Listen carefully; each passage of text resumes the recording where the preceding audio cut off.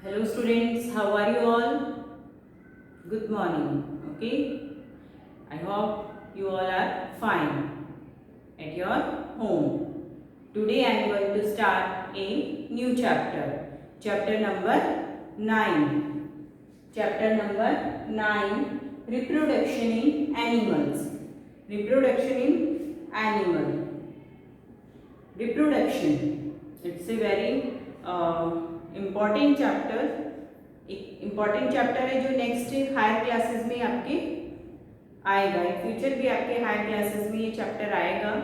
Okay, so listen carefully explanation of this chapter. Okay, now start. Reproduction. सबसे पहले तो reproduction का meaning क्या होता है? The meaning of the reproduction is when a new young once formed, यानी एक नई जनरेशन का फॉर्मेशन. सिंपली नई जनरेशन का फॉर्मेशन किसके थ्रू होता है? रिप्रोडक्शन के थ्रू. आपके फादर मदर हैं, उनके भी ग्रैंड मदर ग्रैंड फादर हैं. मतलब ये जो स्टेप बाय स्टेप जो चलता आ रहा है, अब आप उनके डॉटर एंड सन हैं, मतलब ये सीक्वेंस एक चलता आ रहा है. तो ये सब कैसे पॉसिबल हुआ? Because of the reproduction. Okay, नई जनरेशन का फॉर्मेशन होना. तो रिप्रोडक्शन एक ऐसी प्रोसेस है जिसके थ्रू न्यू यंग वंस का फॉर्मेशन होता है. सिंपली हम अगर समझें तो formation of new young once. Formation of new young once, नए यंग वंस का फॉर्मेशन होता है. ओके, जैसे मैंने आपको अभी एक्सप्लेन किया, दादा दादी से मम्मी पापा का, मम्मी पापा देन आफ्टर आपकी जनरेशन, यानी 3 पीढ़ी अगर हम बात करें तो ये फॉर्म हुए हैं. Okay, then after what is reproduction, या फिर हम कह सकते हैं mode of reproduction. Mode of reproduction. Mode of reproduction are 2 type. Mode of reproduction are 2 type: asexual and sexual reproduction. Asexual and sexual reproduction. Asexual reproduction मैं इन दोनों का meaning आपको समझाती हूँ कि रिप्रोडक्शन मीनिंग फर्स्ट टाइम इसमें हम sexual reproduction पढ़ेंगे, देन आफ्टर एसेक्सुअल पढ़ेंगे. ओके, तो what is the meaning of asexual reproduction? Asexual reproduction meaning only one male और फीमेल इज नेसेसरी फॉर, यानी पार्टीशन ओनली वन से ही हो जाता है, या चाहे वो मेल हो चाहे फीमेल हो, एक ही रिक्वायरमेंट होती है. ओके, सेक्सुअल रिप्रोडक्शन में मेल और फीमेल दोनों की, male and female both are necessary for this type of reproduction. Okay, इसको हम डीपली स्टेप बाय स्टेप सारा पढ़ेंगे. Okay, asexual reproduction only one parents are necessary for this type of the reproduction. Okay, sexual reproduction 2 parents यानी male और females are necessary for this type of reaction. We have now start sexual reproduction. Sexual reproduction के लिए जैसे मैंने आपको कहा mail and female parents are necessary for this type of the reproduction. Reproduction में mail and female यानी parents का होना बहुत ही जरूरी होता है. अब इनसे आगे क्या प्रोसेस होती है, कैसे रिप्रोडक्शन होता है, तो हम बात कर रहे हैं यहाँ पर रिप्रोडक्शन की इन एनिमल्स के अंदर. ठीक है, रिप्रोडक्शन इन एनिमल्स में हम सबसे पहले पढ़ेंगे सेक्सुअल रिप्रोडक्शन. सेक्सुअल रिप्रोडक्शन में one male and female parents are both are necessary for this type of the reproduction. अब इस टाइप के रिप्रोडक्शन में ये दोनों नेसेसरी है, तो सबसे पहले हमें इनके mail reproductive organ, male reproductive system और फीमेल रिप्रोडक्टिव ऑर्गन्स को देखना होगा, इनकी स्ट्रक्चर्स को समझना होगा. व्हेन हम इसके स्ट्रक्चर को समझेंगे, mail reproductive organs and female reproductive organs, जब हम इसको समझेंगे तब हम आगे फ्यूचर जो आगे की जो प्रोसेस होती है वो समझ सकते हैं। ओके स्टूडेंट्स,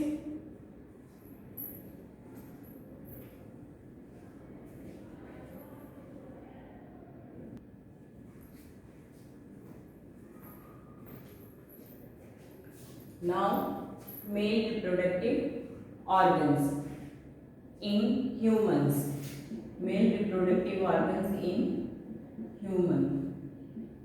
ठीक है, रिप्रोडक्शन का मीनिंग जब मैं आपको एक्सप्लेन कर रही हूँ, रिप्रोडक्शन के लिए मैं बोल रही हूँ एक न्यू यंगवन का फॉर्मेशन होता है। न्यू यंगवन अगर हम देखें तो जस्ट लाइक ह्यूमन बीइंग है, वो अपने ही जैसी जनरेशन को फॉर्म करते हैं। ये भी डिफरेंट वे होता है फॉर्म करने का।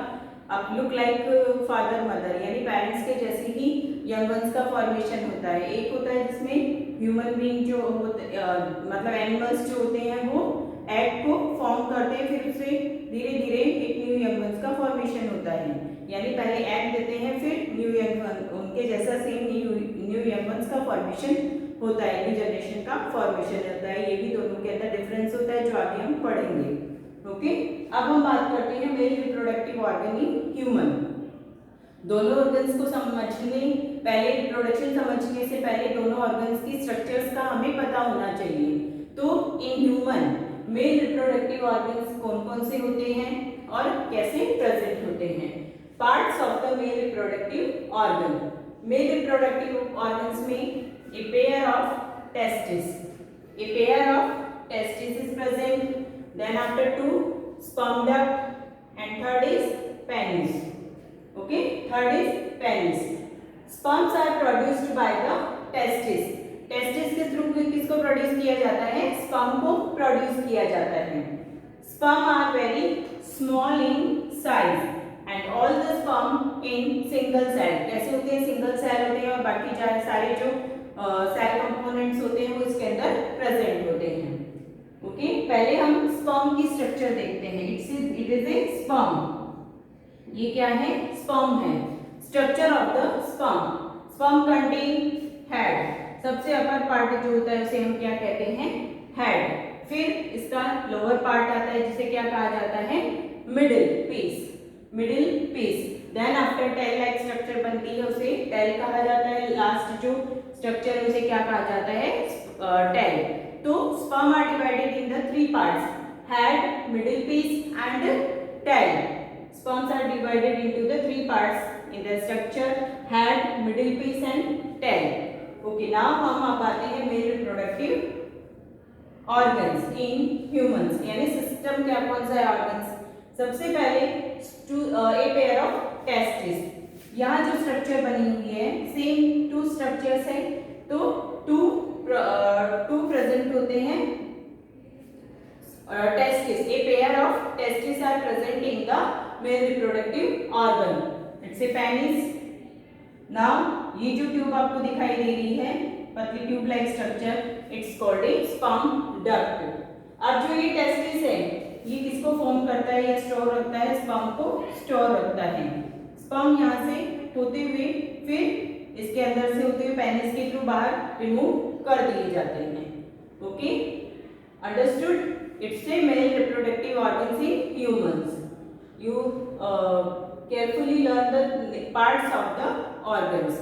अच्छे से आपको पार्ट्स के नेम लर्न करने हैं, डायग्राम लर्न करना है कि कौन से डायग्राम में हम कौन से पोर्शन को क्या नाम दे रहे हैं। जैसे कि टेस्ट ये tube like structure, it's a sperm duct, it's a penis and it's a pair of testis. Okay, and it's a structure of the sperm. Okay, then after female reproductive organs in humans. Female reproductive organs in humans.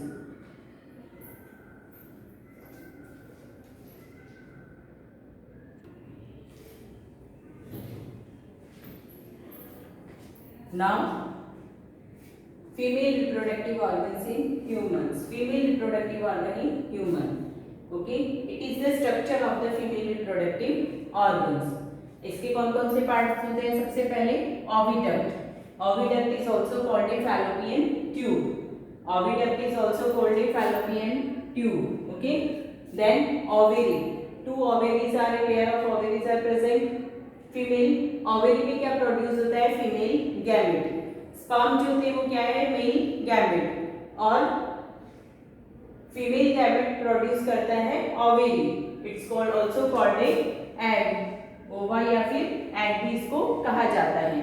Just like sperm single cell है, वैसे ही egg भी क्या है, single cell है।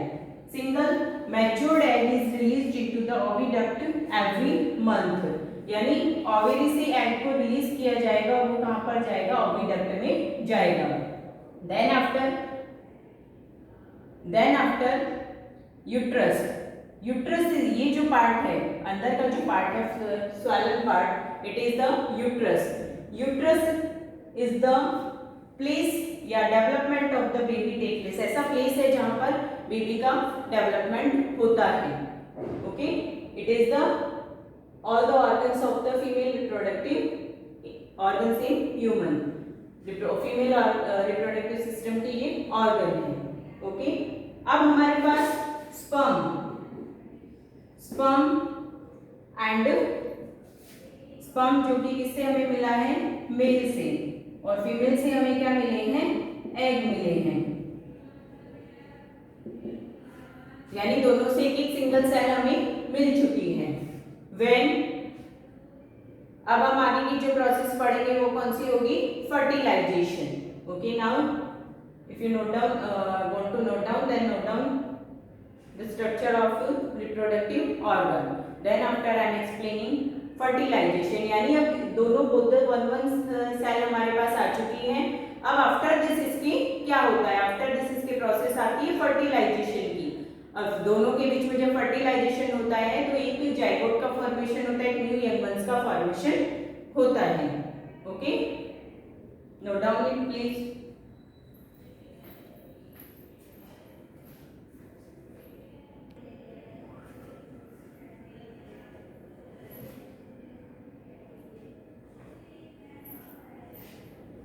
Okay, now fertilization. अब हमने पढ़ लिया male reproductive organs and female reproductive organs.